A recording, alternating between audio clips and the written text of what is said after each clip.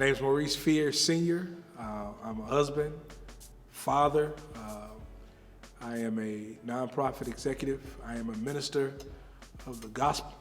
I'm a native of Chicago, but I feel strong ties to the city of Joliet. My career has spanned in nonprofit work for now a little over 20 years. And so those first 20 years I spent with the YMCA, serving 18 years in the city of Joliet and 2.5 years in the city of Chicago. Most recently, I've connected with a smaller nonprofit in the northwest side of Chicago in the West Humboldt Park neighborhood called Children's Place Association. And this company has been together for 30 years, but is rooted and steeped in diversity, equity, and inclusion work. They were founded during the onset of the AIDS epidemic. If you can remember that time in the mid-'80s, it was a very taboo area for companies and organizations to support activism to support AIDS, those affected by it. And this company started by providing housing and medical services to affected HIV/AIDS children and families. So they grew from that work, and now we're doing a plethora of different opportunities of engagement, from foster care. We do early learning. We also provide international support in Haiti and in Africa, teaching over 3,500 children basic enrichment, providing food, providing clothing. And I've been charged with leading a local initiative called Child Thrive. And that focuses on the West Humboldt Park community of Chicago. And to give you kind of an idea, it's the space in between Austin and Garfield. So considered one of the most violent areas in the city of Chicago, on Chicago Avenue on the west side. So we're providing trauma-informed care. We're providing medical support services through Rush Hospital as a partner. After-school program enrichment, mentorship. We're partnering with Big Brothers and Big Sisters to bring mentorship programs right into the community at no cost to the residents and families. So it's a really neat opportunity, and I serve them as their Chief Initiative Officer.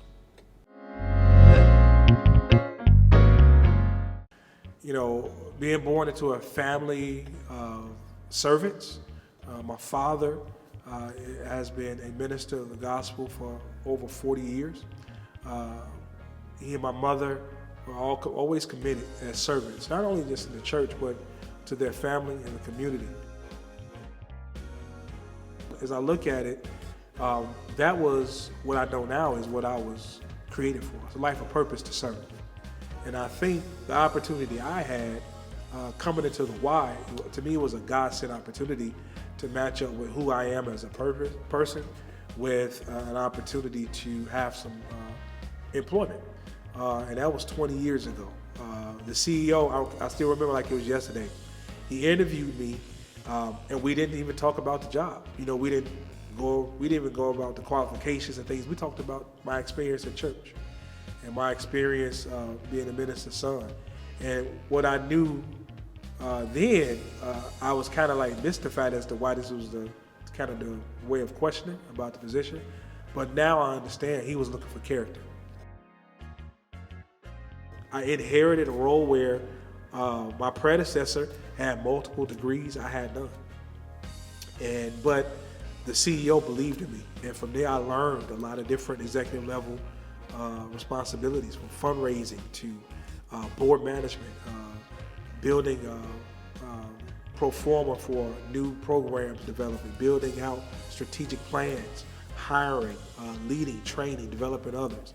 Over the course of 20 years, just executive level opportunities I've been afforded, and I think it's bolstered my resume, bolstered my ability to do things within the community and the work.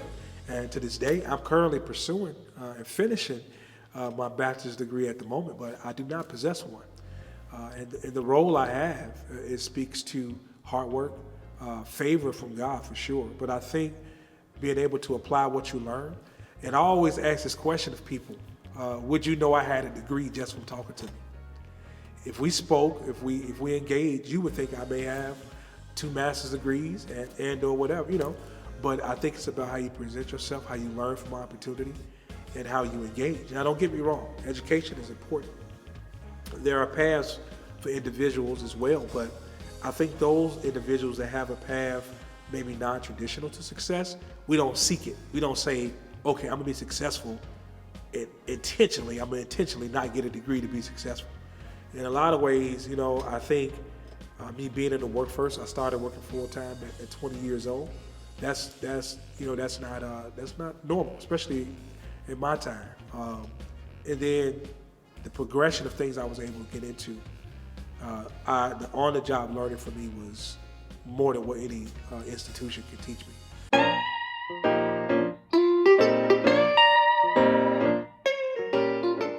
I think back, it was in fifth grade. So fifth grade was a different year for me. It was the last year at my school in Chicago.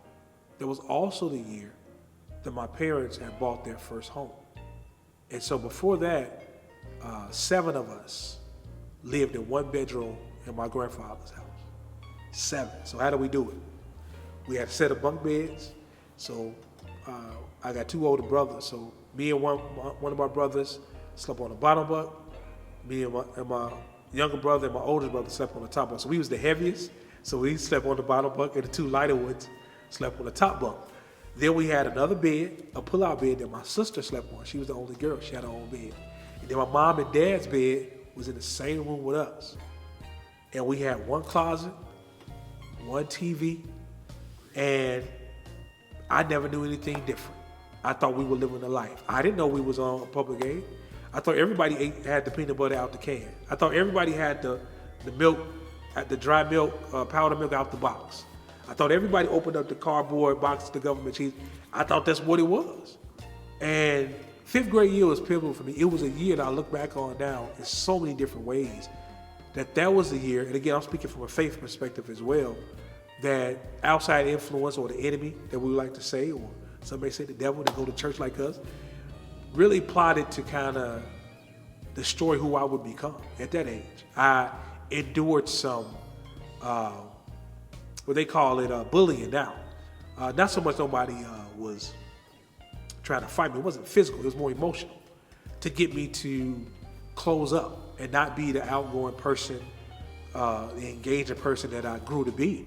I endured some bullying that adults participated in, my teacher, and she would push other young people to participate in the bullying, name call, and all kind of stuff, man.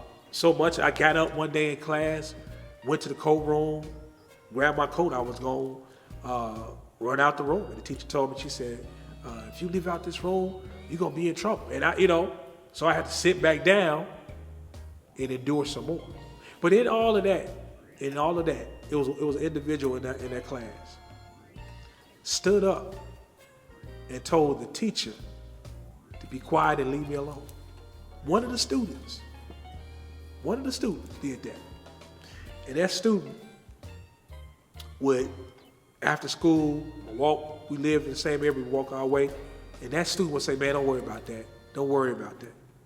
And one individual, and I look back on that now and how, to me, that was a plan to break me away from a strong part of my destiny, was to reach people, be able to open up and talk to people, be able to engage in different people no matter where they come from. And it was that year, that pivotal year, it was a lot of transition going on in my life. We were moving, we was changing schools, we was moving to the suburbs, different, it was just different things, a lot of transition. And there was a space where I felt, they wanted to dismantle whatever future I had. But that year, I got through that year. I never told nobody about that. I just told my mom about that maybe 4 years ago, about that experience. I never told anybody. I got through that for a reason. And then I was able, not knowing that I would be in a position influencing teenagers and young people through my work. Then never thought so I was able to recount those experiences and understand. And I sat in the seat of the victim, so to speak, or the one that's being ostracized, and the one that's put out. And I look at those times coming up and look where I am now, man, and again, I reference my faith, because that is what has led me and had kept me. It's nothing else. It's nothing else, man. It's my faith in God, my faith and trust that He's leading me in the right path, that I found myself in that. I have a beautiful family. My wife and I celebrated 15 years of marriage this year. My son, he's 13. He's a self-taught musician, drummer. He's known. I was gonna say he's known across the country. He's known across the world in some instances.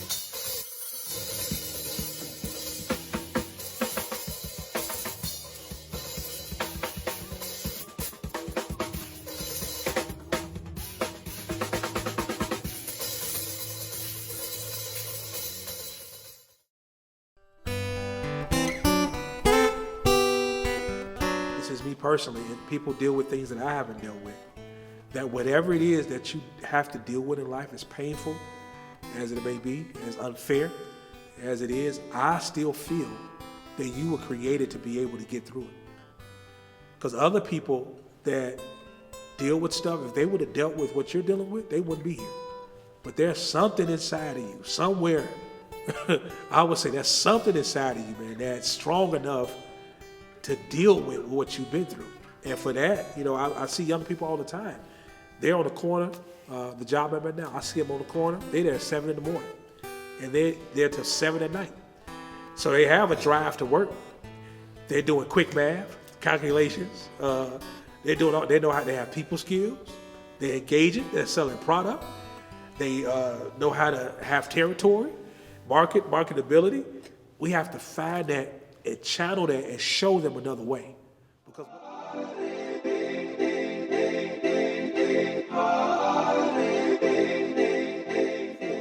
I believe in purpose, and a purpose-driven individual will find a way to get something done. And I believe that you have to find that space within yourself that you feel most comfortable. If it's electronics, if it's video games, if you love talking, if you love debate, if it's sports, whatever it is, get involved. I'm not saying if you like sports.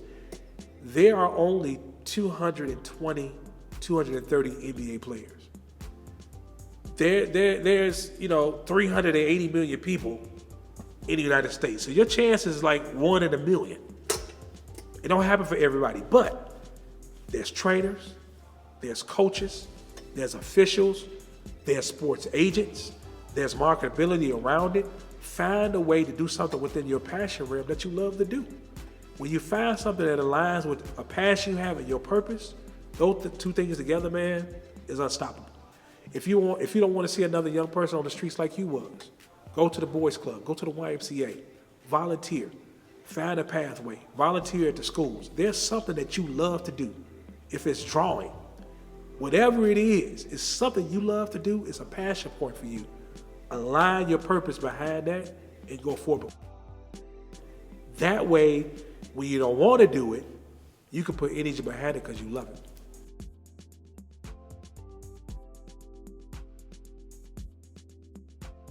Okay, so Martin Luther King Jr., right? We know who he is because of what he did. But when he was born, nobody was thinking about Martin Luther. You understand what I'm saying? It's Martin Luther King Jr., he was just Martin Luther King Jr. Not until he started to do the work that he was destined to do, that his name is what it is, or Jesse Jackson, or Al Sharpton. Whoever it is, we know those names because why? They put the work behind their passion. Now, some are destined to be at a higher level of influence or being recognized than others. And I think a lot of the times we want to be recognized at the highest levels and we don't feel accomplished. And I just want to tell young people that regardless if you're anybody's board, if you make the highest salary, no matter if nobody ever knows your name, it's about planting seeds and watering those seeds. Because I'm a believer that you can't make anything grow. Human beings, we can't make anything grow. We have to rely on a seed being planted, water, sunlight, even artificial light. We still got to rely on something to create the growth process to make it happen. The only thing we're responsible for is planting, cultivating. Plant, cultivate. If the lights come, that means you can handle it. If they don't come, that means you didn't need it. And you got to be comfortable in your space. You got to be comfortable in your purpose. Because you being you is the greatest thing we can ask of you. High school, man, was like the Red Sea opening up. Shout out again. I've been here for 2 years. That's why you gotta do some hard labor. I've been here for 2.5 years. But you know, Get out of the way. Being here that long make my soul feel glad. Cut you out at any It take time. my soul. Man, I got there just, again, I'm an engaging person, so to be able to, I think my freshman class, it was maybe 1,300, 1,200 students, my freshman class. I can remember coming to chemistry, going to sleep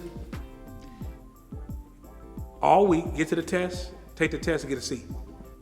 Didn't study, didn't pay attention, didn't do nothing. And it didn't dawn on me until I got out of high school that I slept through 2 to 3 years.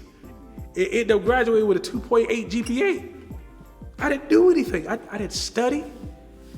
I didn't do anything. And I think about that, and I didn't. It didn't dawn on me then. I could have been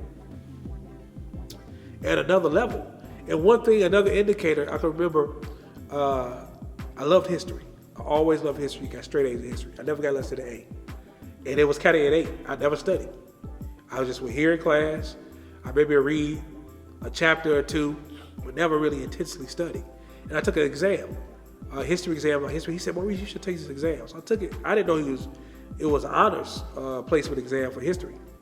And I scored the second highest score in the entire school in my class. So he put me in an honors history class. And I had honors history the rest of my high school career because he decided to test me. And I think about it like, I went to all these awards assembly and stuff, and I didn't transfer that success to different areas. And I think that's why I became so driven with young people to try to push them towards challenging themselves and being able to transfer success you have in different areas. Take that same effort and application and move it around. Because I see a lot of spaces, and sometimes I'm kind of like that with my son a little bit. I'll try not to push him too hard, but I tell him, just because you're great at being a musician, you don't have to try hard to do that really, but you love to do it, so you practice. I said, everything else ain't gonna come as easy. So you gotta be able to accept the punches and respond to it and get it done. And I think as I look back, man, high school was so pivotal to me, man. My senior year was a blur. I'm not even in my class picture because I don't think I was at school that day. But it's the understanding I have. I look back, man, how blessed and fortunate I was to be able to have the success I had and not have to focus. I wasn't focused. I even told my parents, they was ready to see my sister, my brother, he went to Roosevelt. My sister went to Illinois State. And they said, "What school you going to?" I told my parents, I said, "You know what?" I said, "I'm gonna go to junior college because I'm gonna waste y'all money. I don't need to go away." I told my parents that because I knew when I went away, what it was gonna be. Went to junior college, very successful there, but again,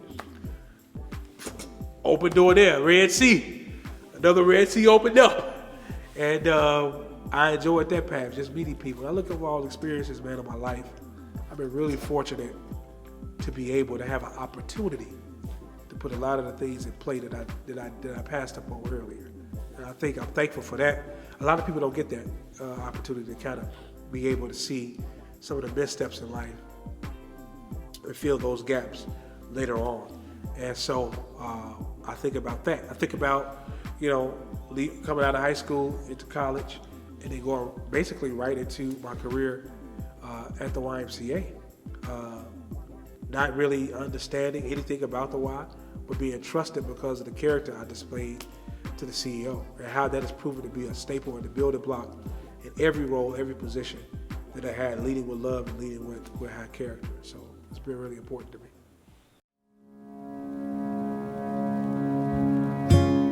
If there's breath in your body, grace exists. That's the prerequisite for grace being able to work for you, because grace presents itself to the living. You have to accept it.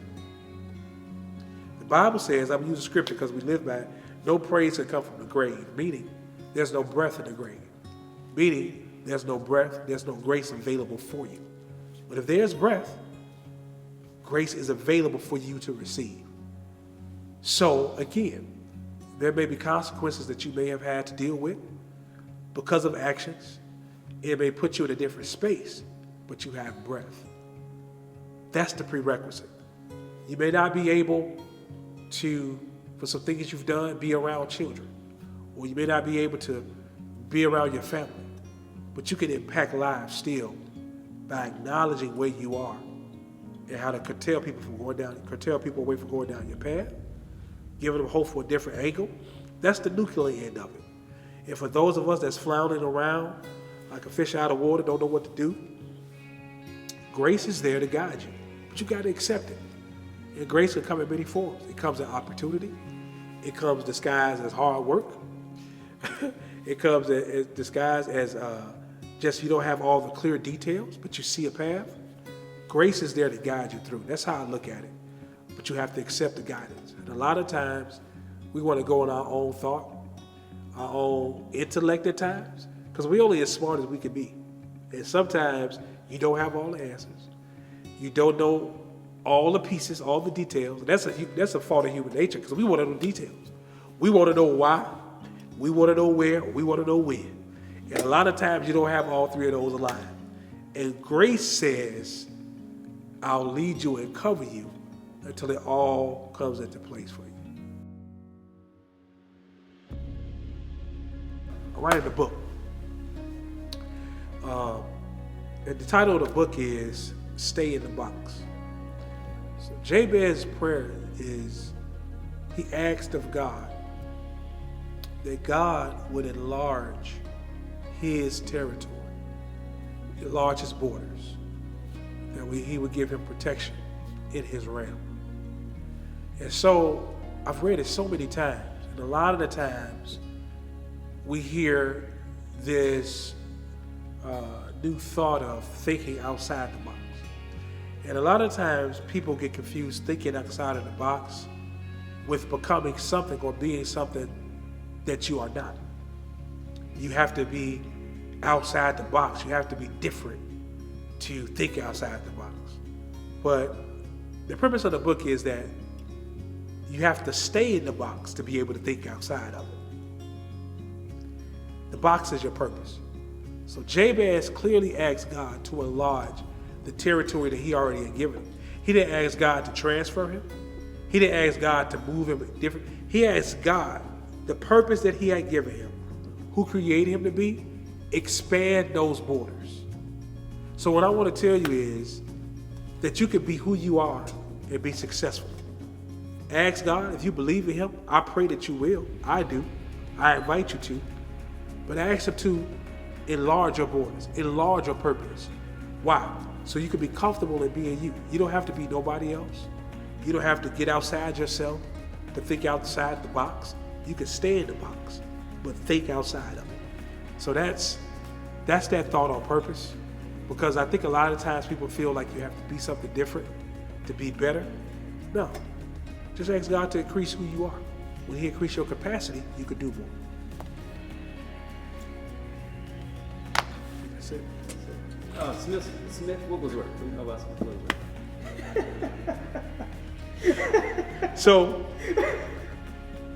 all right, America. So Smith Wigglesworth.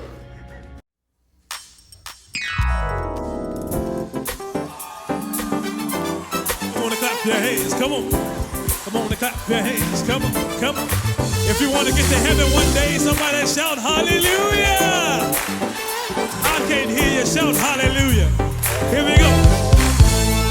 Heaven is a place prepared for me. One day.